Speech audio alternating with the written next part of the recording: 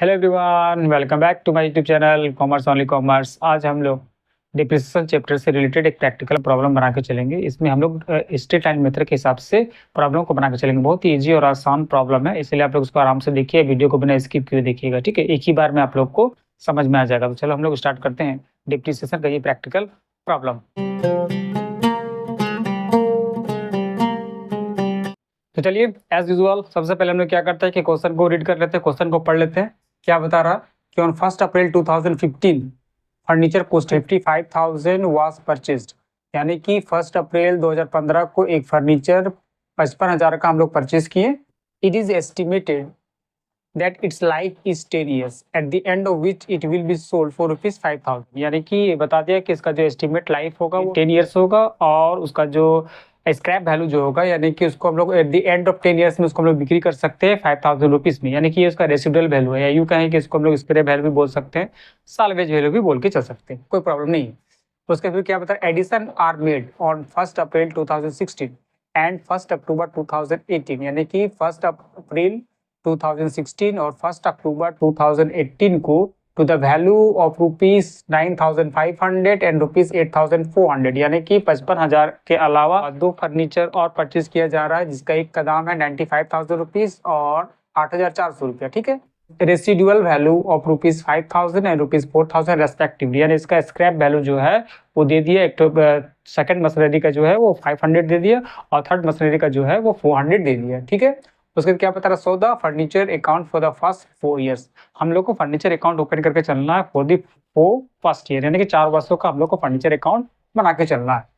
उसके बाद क्या बता रहा है, if depreciation is written off according to straight line method. हमको जो डिप्रिसिएशन चार्ज करना है वो स्ट्रेट लाइन मेथड के हिसाब से करके चलना है। याद रखना कि स्ट्रेट लाइन मेथड्स के और भी बहुत सारे नाम होते हैं, जैसे कि फिक्स्ड इंस्टॉलमेंट मेथड्स होता है, इक्वल इंस्टॉलमेंट मेथड्स होता है, ओरिजिनल कॉस्ट मेथड्स भी होता है।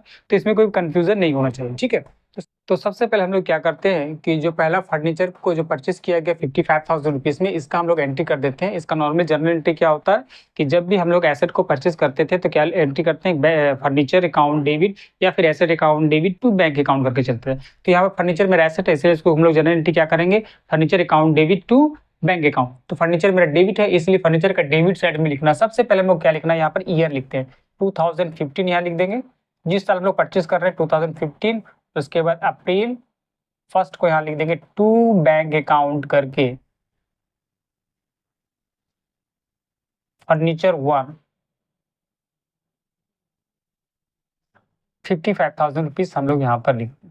ठीक है, उसके बाद 2015 में जो है वो फर्नीचर सेकंड फर्नीचर जो है वो परचेस नहीं करा, वो 2016 में हो रहा, और फिर थर्ड फर्नीचर जो है वो 2018 में हो रहा है। यानी कि 2015 में अब कुछ भी नहीं है, तो हम लोग क्या करेंगे कि नॉर्मली इसका हम लोग डिप्रिसिएशन निकाल देंगे। तो डिप्रिसिएशन किस तरह से निकाल के चलना है, डिप्रिसिएशन निकालेंगे हम लोग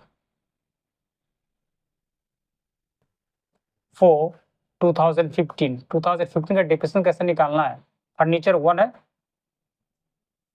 फर्नीचर 1 लिख दिया। सबसे पहले इसका जो कॉस्ट वैल्यू दिया 55,000 रुपीज कॉस्ट वैल्यू दिया हुआ, माइनस करना है इसमें रेसिडुअल वैल्यू 5,000 रुपीज कर देंगे, और डिवाइड कर देंगे estimate life of the machine. 10 साल दिया हुआ, 10 साल से डिवाइड कर दी। ये जो कॉस्ट दिया हुआ 55,000 रुपीज, कभी कभी ऐसा हो सकता है कि इंस्टॉलेशन चार्जेस भी दे सकता है।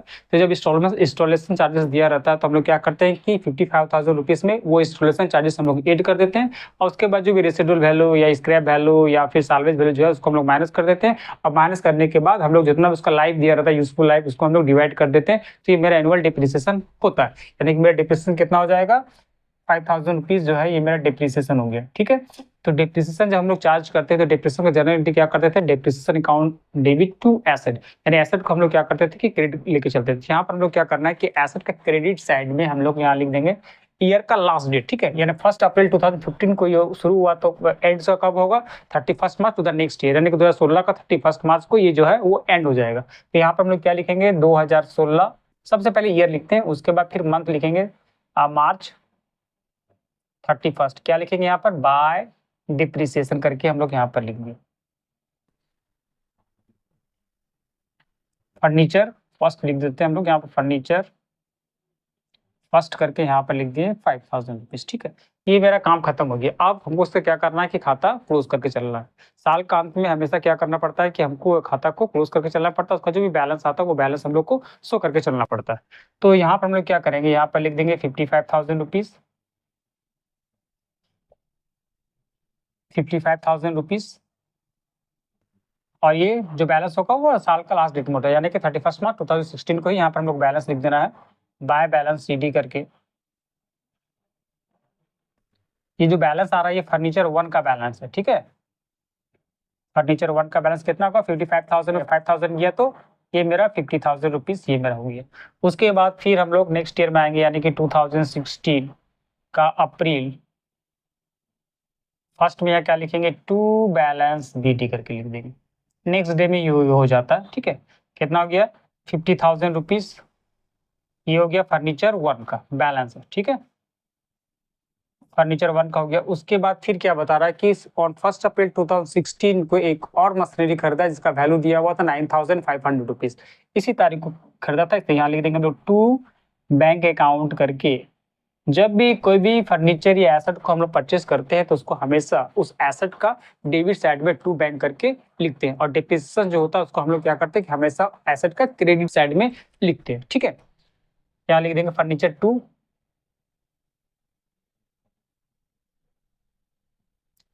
कितना खरीदा था, 9,500, ये मेरा दो ठो हो गया। उसके बाद अब हम लोग क्या करना है कि डिप्रिसिएशन चार्ज करके चलना पड़ेगा। तो डिप्रिसिएशन कैसे निकलेगा, 2016 का हम लोग यहाँ डिप्रिसिएशन निकाल दे रहे हैं, 2016 का फर्नीचर फर्स्ट का ये चूंकि मेरा फिक्स इंस्टॉलमेंट मेथड है, इसलिए जितना फर्स्ट ईयर में आया उतना सेकंड ईयर में आएगा, यानी कि 5,000 ये फर्नीचर फर्स्ट का हो गया। और फर्नीचर सेकंड का मेरा कितना होगा,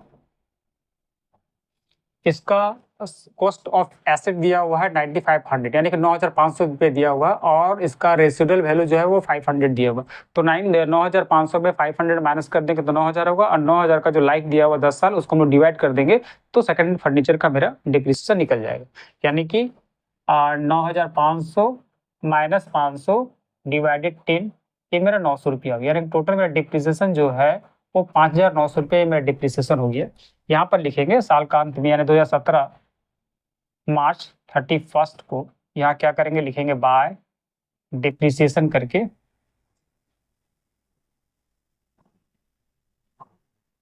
फर्नीचर फर्स्ट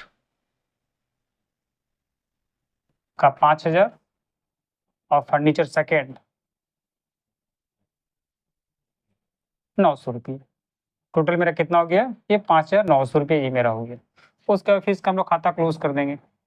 ये हो गया 59,500, यहाँ भी मेरा हो गया 59,500। उसके बाद फिर हम लोग यहाँ पर बैलेंस निकाल देंगे बाय बैलेंस CD करके। फर्नीचर 1 का मेरा बैलेंस कितना होगा और फर्नीचर 2 का मेरा बैलेंस कितना होगा वो हम लोग निकाल देते हैं। फर्नीचर 1 का मेरा बैलेंस कितना होगा, फर्नीचर 1 जो है वो सेकंड ईयर में 50,000 का मेरा बैलेंस था। 50,000 में से 5,000 मेरा डिप्रिसिएशन चार्ज हो गया तो कितना बचेगा, 45,000 रुपीज़ बचेगा। ये 45,000 रुपीज़ ये फर्नीचर 1 का बैलेंस हो गया। और सेकंड का क्या होगा कि 9,500 दिया हुआ था, 9,500 में से 900 अगर हम लोग माइनस कर देते हैं तो ये 8,600 रुपया मेरा ये हो गया। यानी दोनों को जोड़ देंगे कितना होगा, 53,600। ये मेरा बैलेंस तो मैच हो जाएगा, 53,600 प्लस 5,000 58 और इधर 59,500 हो गया। फिर हम लोग नेक्स्ट में आएंगे, यानी यहाँ लिखेंगे 2017 अप्रैल फर्स्ट को यहाँ लिखना है टू बैलेंस BD करके यहाँ लिख देंगे फर्नीचर फर्स्ट और फर्नीचर सेकेंड। कितना बैलेंस आया था, 45,000 और सेकेंड का 8,600, यानी कि 53,600 आया था, ठीक है। उसके बाद 2017 में थर्ड फर्नीचर तो परचेस नहीं कर रहा, वो 2018 में परचेस कर रहा है। तो हम लोग यहाँ पर क्या करेंगे, सिंपली फिर हम लोग इन दोनों का डिप्रिसिएशन हम लोग निकाल के चल देंगे। यानी यहाँ लिखेंगे 2018 मार्च 31 बाय डिप्रिसिएशन करके। फिक्स इंस्टॉलमेंट मेथड में क्या होता है कि जो डिप्रिसिएशन एनुअली जो डिप्रिसिएशन चार्ज हो जाता है वही डिप्रिसिएशन हमेशा रहता है, यानी उसमें कोई भी चेंजिंग या कोई भी बदलाव नहीं होता, इसलिए इसका नाम फिक्स इंस्टॉलमेंट मेथड दिया गया, ठीक है। तो फर्नीचर 1 का डिप्रिसिएशन कितना होगा और फर्नीचर 2 का डिप्रिसिएशन कितना होगा, नॉर्मली 5000 था, 5001 का और 902 का, यानी 5900 ही हो गया। फिर हम लोग क्या करेंगे, इसका हम लोग बैलेंस मैच कर देंगे। 53,600, 53,600 ये लिख दिए। उसके बाद सेम तारीख रहेगा, यहाँ लिख देंगे बाय बैलेंस CD करके फर्नीचर 1 और फर्नीचर 2 कितना बैलेंस होगा, 45,000 रुपीज दिया हुआ था 2017 में। बैलेंस जो था फर्नीचर 1 का 45,000 था, ओपनिंग बैलेंस था। और इसमें से हम लोग क्या करेंगे, डिप्रिसिएशन अगर माइनस कर देंगे तो कितना मेरा ये आ जाएगा, कि मेरा डिप्रिसिएशन टोटल मेरा बैलेंस हो जाएगा 40,000। और इसका ओपनिंग बैलेंस कितना था फर्नीचर 2 का 8,600, 8,600 में से अगर 900 जाता है तो कितना बचेगा, 7,700 यही बचेगा। तो कितना हो जाएगा, 47,700। ठीक है, ये मेरा हो गया। उसके बाद हम लोग 2018 में आते हैं। ये 2018 में हम लोग आएंगे, यहाँ लिखेंगे 2018 अप्रैल 1 बैलेंस BD लिख दे रहे हैं यहाँ पर, 2 बैलेंस BD करके फर्नीचर 1 और फर्नीचर 2, ये जो मेरा बैलेंस आया 40,000 रुपीज ये, और फिर 7,700 ये, यानी कि 47,700 ये मेरा हो गया।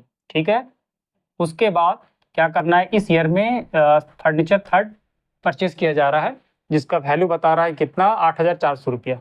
कब कर रहा है, अक्टूबर 1 को, यानी कि अक्टूबर 1 को यहाँ पर लिख देंगे, 1 अक्टूबर को यहाँ पर लिख देंगे 2 बैंक करके फर्नीचर 3 यहाँ लिख देंगे, कितना में खरीदा, 8,400 रुपया। ठीक है, उसके बाद फिर हम लोग को क्या करना है कि इसका हम लोग डिप्रिसिएशन निकाल देंगे। इस बार डिप्रिसिएशन जो चार्ज होगा वो 3 फर्नीचर पर होकर चलेगा। ठीक है, अब यहाँ पर क्या लिखना है, 2019 मार्च 31 को यहाँ पर हम लोग डिप्रिसिएशन चार्ज करेंगे बाय डिप्रिसिएशन फर्नीचर 1, फर्नीचर 2 और फर्नीचर 3। 1 का कितना था, 5,000 हो जाएगा, 2 का 900 था, 900 हो जाएगा। 3 का कितना होगा, 3 का यहाँ पर हम लोग निकाल देते हैं, फर्नीचर 3 का डिप्रिसिएशन 8,400 रुपये इसका कॉस्ट ऑफ एसेट था, यानी कि इसका दाम था 8,400 रुपया, और इसका जो स्क्रैप वैल्यू था 400 था।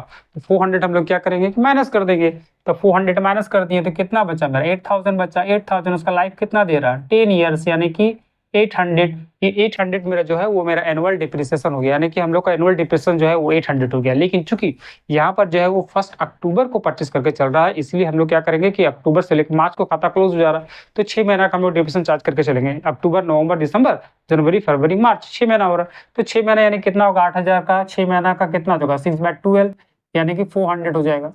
यहाँ पर हम लोग क्या करेंगे, ये 400 रुपया डिप्रिसिएशन यहाँ पर हम लोग लिख दिए। ठीक है, तो कितना होगा, 5,900 प्लस 400, 6,300 रुपया ये मेरा टोटल डिप्रिसिएशन हो गया 2018 का। उसके बाद फिर हम लोग क्या करना है कि बैलेंस मैच कर देना है। बैलेंस कितना आएगा, एक का 1, 8, 7, 15, 15, 1, 16, 16 का 6, हाथ में लगाएंगे 56,100 रुपया, 56,100 रुपया यहाँ पर आया।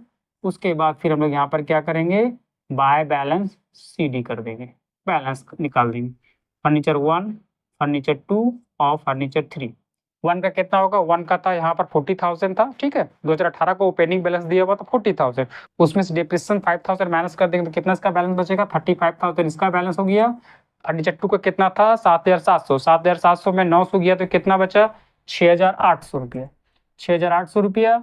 और इसका जो था यानी कि फर्नीचर 3rd 8,400 था, 8,400 में से 400 डिप्रिसिएशन गया तो कितना बचा, ये 8,000 मेरा डिप्रिसिएशन मतलब बैलेंस बच गया। ठीक है, तो कितना होगा, 800 का 800, 6, 6 और 8 और 6, 14, 14, 5, 19, 19 के 9 हाथ में लगाए 4, 49,800 ये मेरा बैलेंस हो गया। ठीक है, ये मेरा डिप्रिसिएशन निकालने का तरीका, और इसको हम लोग जब भी फर्नीचर अकाउंट का खाता क्लोज करके चलेंगे तो इस तरह से हम लोग को एंट्री करके चलना। ठीक है, नेक्स्ट क्लास में हम लोग देखेंगे कि जब फर्नीचर को सेल किया जाता है तो उस समय हम लोग उसको किस तरह से एंट्री करके चलते हैं। ठीक है, आज के लिए बस इतना ही। इस तरह का प्रॉब्लम अगर आप लोग का बुक में है तो इसे प्रैक्टिस करते रहिए। ठीक है, तब तक के लिए बाय।